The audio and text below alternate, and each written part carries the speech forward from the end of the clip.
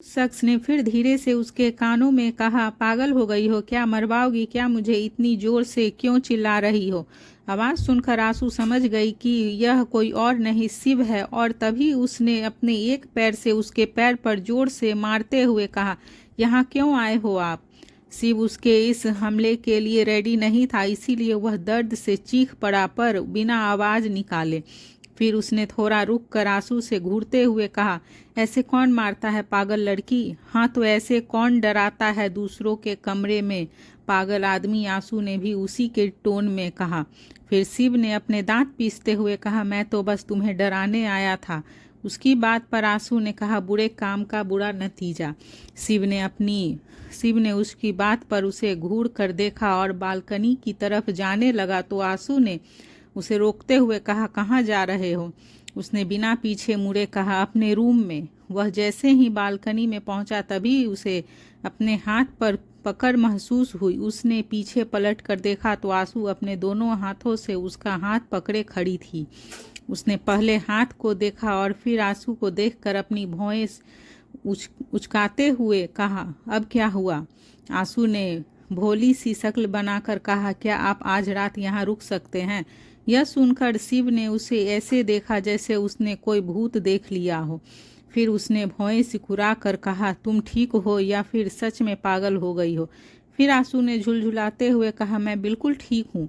इतने देर से सोने की कोशिश कर रही हूँ पर डर की वजह से मुझे नींद नहीं आ रही है। यह सुनकर शिव ने सोचते हुए कहा, अच्छा तो तुम चाहती हो कि मैं यहाँ रुककर तुम्हें भूतों से बचाऊं? उसकी बात पर आंसू ने हाँ में अपना सिर हिला दिया। शिव ने उसे डांटते हुए कहा, दिमाग खराब हो गया है तुम्हारा? अगर किसी को पता चला तो पता है मेरा क्या होगा? नहीं नहीं, मैं एक भूतनी को उसके रिश्तेदारों के से बचाने के लिए रिस्क नहीं ले सकता। उसकी बात सुनकर आशु को बहुत गुस्सा आया पर उसके पास कोई और ऑप्शन नहीं था, इसीलिए वह हाथ जोड़कर उससे रिक्वेस्ट करते हुए बोली, प्लीज़ शिव मान जाइए, मैं प्रॉमिस करती हूँ आज के बाद आपको कभी परेशान नहीं करूँगी, प्लीज़। उसे इतना डरा हुआ देखकर अब उसे भी बहुत बुरा लग रहा था।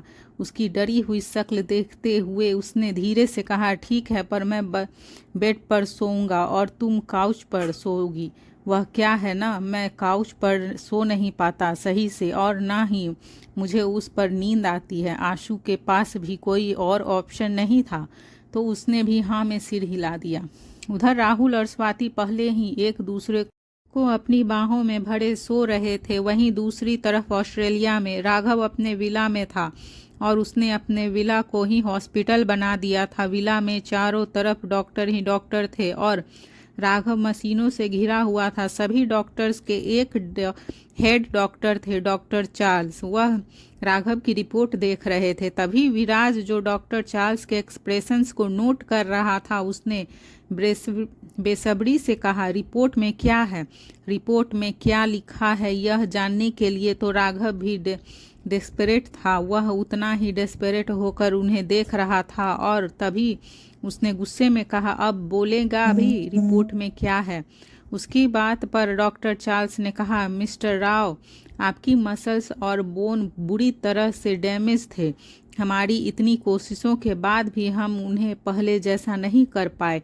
यह सुनते ही विराज ने अपनी गन निकालकर डॉक्टर चार्ल्स के माथे पर रखते हुए कहा, तू डॉक्टर है ना, तो इन्हें पहले जैसा कर दे वरना तेरा ट्रीटमेंट करने वाला कोई नहीं बचेगा, तू खुद भी नहीं। उसकी बात सुनकर डॉक्टर चार्ल्स डरते हुए कहा, मेरी बात सुनो विराज, मुझे जितना हो सकता था मैंने किया। यह बोलते हुए उसकी आवाज़ भी कांप रही थी। तभी विराज ने फिर से कहा, जब तू आगे कुछ कर ही नहीं सकता तो तेरे जिंदा रहने का क्या फ़ायदा? इससे पहले कि वह ट्रिगर दबाता कि तभी डॉक्टर चार्ल्स ने जल्दी से कहा, एक डॉक्टर है जो इन्हें ठीक कर सकते हैं। जैसे ही उन्होंने यह कहा तभी विराज ने भी उसके सिर पर से अपनी गन हटा ली और उन्हें घूरने लगा। फिर डॉक्टर चार्ल्स ने एक लंबी सांस ली और कहा, वर्ल्ड के famous orthopaedic surgeon doctor William Grass. यह सुनकर विराज ने अपने ही अंदाज में कहा, कहाँ मिलेगा यह ग्रास विलियम? उसकी बात पर डॉक्टर चार्ल्स ने कहा, वह किसी से नहीं मिलते।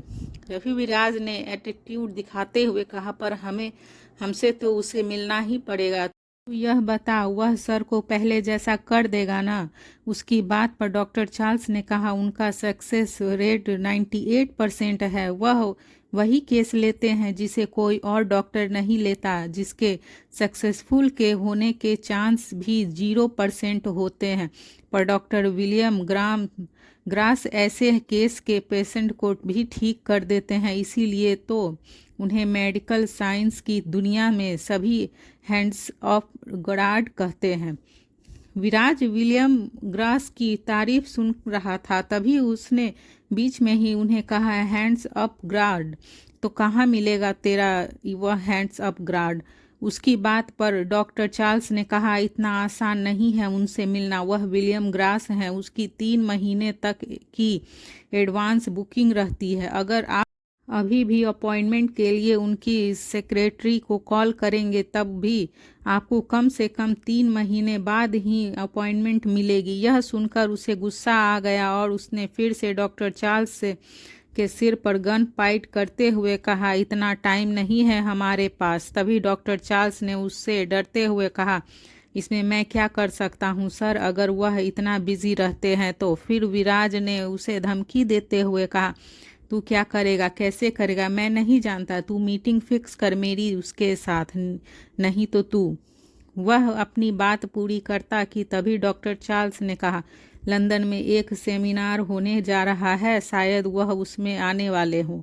यह सुनकर विराज ने पूछा, कब है ये सेमिनार? विराज के पूछने पर डॉक्टर चार्ल्स ने कहा, 2 दिन बाद। यह सुनकर विराज ने उसके सिर पर से गन हटाई और उन्हें जाने का इशारा किया। डॉक्टर के जाते ही विराज ने राघव की तरफ पलट कर कहा, आप फिक्र मत करो, मैं उससे ले आऊँगा, उसकी मर्जी से या उसकी बिना मर्जी के।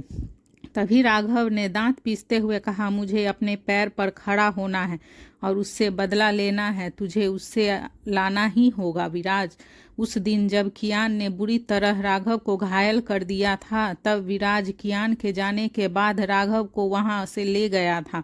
डॉक्टर ने तो उसी दिन राघव की कंडीशन को देखकर कह दिया था कि अगर उसे लाने में थोड़ी देर और हो जाती तो शायद यह बच नहीं पाता। दूसरी तरफ इंडिया में सुबह जब आंसू की आंखें खुली तो उसने खुद को बेड पर सोते हुए पाया।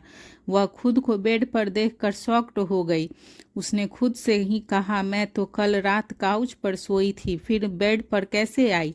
यह कहते हुए उसने काउच की तरफ देखा तो शिव काउच पर सिर लटकाए सो रहा था और उसका एक हाथ भी हवा में झूल रहा था। उसे ऐसे बेढंग तरीके से सोता हुआ देखकर आशु को हंसी आ गई। उसकी हंसी सुनकर शिव की आंखें भी खुल गई और उसने उठते ही उसे घूर कर देखा। वह उसके घूरते से चुप हो गई और उसे गुड मॉर्निंग विश करते हुए बोली, मैं बेड पर कैसे आई? शिव ने उसे देखते हुए कहा, तुम गिरने वाली थी और सही से सो नहीं पा रही थी, इसीलिए मैंने तुम्हें बेड दान में दे दिया और खुद काउच पर आ गया। देखो कितना बड़ा दिल है मेरा। उसने इस बार भी उस पर अपना एहसान जताया। उसकी बात पर आंसू ने चौंकते हुए कहा, पर मुझे पता कैसे नहीं चला? उसकी बात पर सुनकर शिव ने उसे टिस करते हुए कहा, सोती हुई भैंस को पता थोड़ी चलती है कि उसे कौन लात मार रहा है। तुम्हारी नींद भी कुछ ऐसी ही थी। यह सुनकर आशु उसकी बात पर स्माइल करने लगी। फिर जैसे ही उसे उसकी बात का मतलब समझ आया तो वह खींचते हुए बोली, आपने मुझे भैंस कहा? उसके रिएक्शन को देखकर और उसकी बात सुनकर वह जोर से हंसने लगी। तभी वह उसे घूरने लगी। अभी वह उसे कुछ कहती उससे पहले ही डोर नॉक करने की आवाज़ दोनों के कानों में गई। दोनों ही आवाज़ सुनकर शॉक्ड हो गए और एक दूसरे को देखने लगे। आंसू जल्दी से बेड से उतरी और शिव को बाथरूम में धक्का देकर खुद डोर ओपन करने के लिए चली गई। डोर ओपन करते ही उसके सामने शिवी। उसने रूम के अंदर झांकते हुए कहा, तुम्हारे साथ यहाँ कोई और भी था क्या? यह सुनकर आंसू ने जल्दी से कहा, नहीं दी, कोई भी तो नहीं था, मैं अकेली हूँ। तभी शिवी ने फिर से कहा, अभी तो किसी के हंसने की आवाज़ बाहर तक आ रही थी। यह सुनकर आंसू ने मन में ही मन खुद से कहा, इस नेवले की तो हंसी आज मुझे मरवा देगी। यह कहकर उसने शिवी से कहा, दी वह मेरे हंसने की आवाज़ थी, वह मेरी ने फ्रेंड मुझे एक जोक सेंड किया था, उसी को पढ़कर हंसी आ गई थी। उसकी बात पर शिवी ने हाँ कहकर आगे कहा, रेडी होकर नीचे आ जाओ, सब वेट कर रहे हैं। उसके जाते ही आंसू ने डोर अंदर से लॉक किया और खुद से कहा, थैंक गॉड बच गई, अभी तो मर ही जाती। फिर उसने जल्दी से जाकर बाथरूम के डोर पर ऑन नॉक किया और धीरे से बोली, बाहर आ जाओ। पर अंदर से शिव का कोई रिप्लाई नहीं आया। उसे रिस्पॉन्स न करते देखकर आंसू ने खुद से कहा, यह कर क्या रहा है अंदर, बाहर क्यों नहीं आ रहे। यह सोचते हुए उसने डोर अनलॉक किया और अंदर चली गई। अंदर शिव अपने कपड़ों को ठीक कर रहा था। आंसू ने उसे देखते हुए कहा, शिवी दी थी चली गई, आप भी अब जल्दी से जाओ, इससे पहले कि कोई और आ जाए। उसकी बात से चिढ़कर शिव ने कहा, मैं तो कल रात ही चला जाता, तुम्हारी वजह से ही अब तक यहाँ रुका हुआ हूँ। यह कहते हुए वह उसकी तरफ ही आ रहा था कि तभी बाथरूम की टाइल्स पर उसका पैर स्लिप हो गया।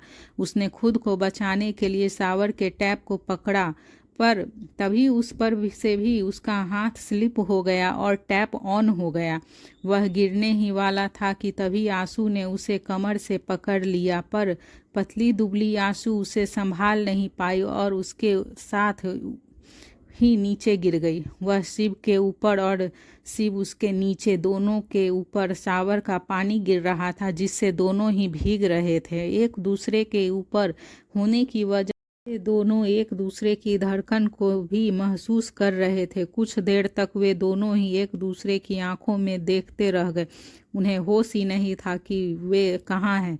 आंसू के चेहरे से पानी टपक कर शिव के चेहरे पर गिर रहा था। उसकी आंखें आंसू के भीगे चेहरे को देख रही थी। फिर उसकी नज़रें उसकी आंखों से ही हुई उसके होठों पर जाकर रुक गई। उस पल में शिव को न जाने क्या हुआ और उसने थोड़ा ऊपर उठते हुए उसके भीगे होठों को अपने होठों से छू लिया और उसे किस करने लगा। उसकी इस हरकत ने आंसू के होठों को ही नहीं, उसके माइंड को भी ब्लॉक कर दिया था। वह अपनी आंखें बड़ी किए समझने की कोशिश कर रही थी कि यह हो क्या रहा है। शिव की सडन किस ने उसे शॉक्ड कर दिया था, तो वहीं वह उसमें खोया हुआ था। उसने आंखें बंद किए वह उसे पैशनलेस किस किए जा रहा था।